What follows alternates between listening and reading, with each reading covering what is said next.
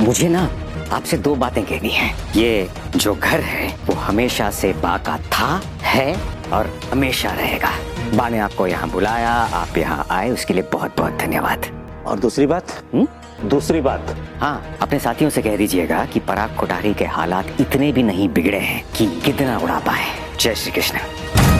क्या अच्छी तरह से जानते हैं आप इस आदमी को। इसने बापूजी को कितना परेशान किया था। इस आदमी की वजह से बापूजी का कितना नुकसान हुआ था, फिर भी आपने इस आदमी को घर पर बुलाया।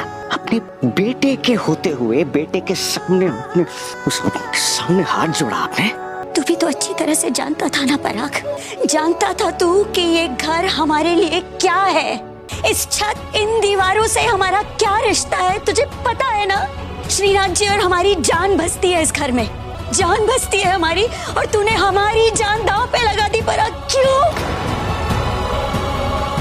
अनुपमा के लेटेस्ट एपिसोड में देखेंगे कि पूरा कोठारी फैमिली जो है वो शॉक में आ जाता है जब पराग बताता है कि उसने प्रोजेक्ट के लिए कोठारी हाउस जो है वो गिरवी रख दिया है। अब ये सब सुनकर वसुंधरा के पैरों तले जमीन खिसक जाती है और वो शॉक में आ जाती है कि पराग ने ये क्या कर दिया। अब वो पराग से कहती है कि तुम मुझसे छोटी से छोटी बात बताते थे, जब तुमने बिजनेस स्टार्ट किया तब भी तुमने मेरी राय ली, और अब तुमने इतना बड़ा कदम उठाया और मुझे नहीं बताया। अब पराग कहता है कि मुझसे गलती हो गई, मुझे माफ़ कर दो, मुझे आपको बताना चाहिए था। वहीं सारे घर वाले पराग को चिल्लाते हैं, पर पराग गुस्से में आ जाता है और कहता है कि आप लोगों का कोई हक नहीं है मुझे चिल्लाने के लिए, मुझे सिर्फ और सिर्फ बात चिल्ला सकती है क्योंकि ये कोठारी हाउस मैंने और बा ने अपनी मेहनत से बनाई है। बात जो है वो पराग से काफ़ी ज़्यादा गुस्सा है और बिना कुछ कहे वहाँ से चली जाती है, और पराग जो है वो टेंशन में आ जाता है क्योंकि अब सिर्फ और सिर्फ अनुपमा ही पराग को ये सिचुएशन से बाहर निकाल सकती है। अब जो राही है उसे लगता है कि उसके माँ अनुपमा ने फिर से एक प्रॉब्लम क्रिएट कर दिया। वहीं राही जो है वो अनुपमा को कॉल लगाती है और कहती है कि आप प्लीज़ हमारे घर पर आइए, कोठारी हाउस आइए और सारे लोगों को बताइए कि आप ये प्रोजेक्ट के लिए मंजूरी कर चुके हो और आपको कोई दिक्कत नहीं है। पर अनुपमा कहती है कि मैं ऐसा नहीं करूँगी, मैं वो चौल वालों को बेघर नहीं करूँगी। पर राही जो है वो कहती है कि मम्मी आपको ऐसा करना पड़ेगा क्योंकि ये मेरा ससुराल है और मेरे ससुराल वाले हम सब रोड पर आ जाएंगे अगर आपने ये प्रोजेक्ट के खिलाफ गए तो।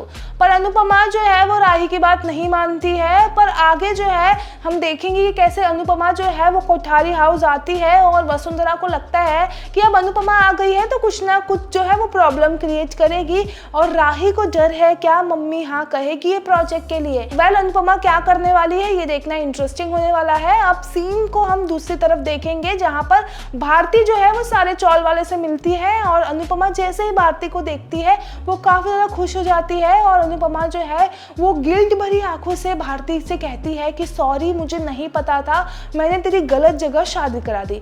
पर भारती हमारी जो है वो कहती है कि नहीं ऐसा कुछ नहीं है, वरुण और रजनी देसाई मुझे बहुत खुश रखते हैं और मुझे ऐसा लगता ही नहीं है कि वो मेरा ससुराल है, मुझे इतना प्यार से रखते हैं। वरुण तो मुझ पे जान छिड़कता है और मेरी माँ जो रजनी देसाई है वो भी मुझे बहुत प्यार करती है। अब अनुपमा ये सब सुनकर शौक में आ जाती है। सारे चौल वाले कहते हैं, जस्सी कहती है कि नहीं रजनी देसाई गलत है, पर जो भारती वो कहती है कि खबरदार अगर मेरी मम्मी के लिए कुछ भी तुमने बोला तो।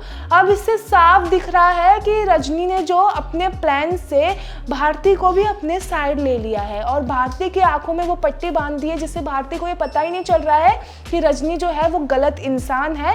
आगे जब भारती से पूछती अनुपमा कि तुम्हें सारा सच पता है कि उसने धोखे से चौल पे साइन करवा दिया, तो भारती कहते हैं कि हाँ मुझे ये सारा सच पता है पर उनकी कुछ मजबूरी थी। अब अनुपमा को ऐसा लगता है कि भारती एक जरिया थी जिससे वो रजनी का सारा प्लान जान सकती थी, पर रजनी ने भी भारती को अपने साइड ले लिया है। अब अनुपमा डिसाइड करती है कि वो पुलिस स्टेशन जाएगी और रजनी के खिलाफ FIR करेगी। पर जब जैसे ही वो पुलिस स्टेशन जाती है, जो पुलिस वाला होता है वो भी रजनी देसाई से मिला होता है और रजनी देसाई को वहाँ बुलाता है, और जैसे ही रजनी वहाँ पर आती है अनुपमा के होश उड़ जाते हैं और अनुपमा कहती है कि आप लोग भी बिक चुके हो, आप लोग आम जनता की मदद नहीं करते और अपना भाषण देना स्टार्ट करती है। वहीं रजनी कहती है कि तेरा कुछ भी नहीं हो सकता, तेरे पास प्रूफ क्या है कि मैंने तेरे साथ गलत किया है। अब अनुपमा कहती है कि भले मेरे पास आज प्रूफ नहीं है पर मुझे यकीन है मेरे कृष्णा जी पर कि कहीं ना कहीं आगे जाके मुझे कुछ ना कुछ प्रूफ मिल जाएगा और हमेशा जीत जो है वो सत्य की होती है।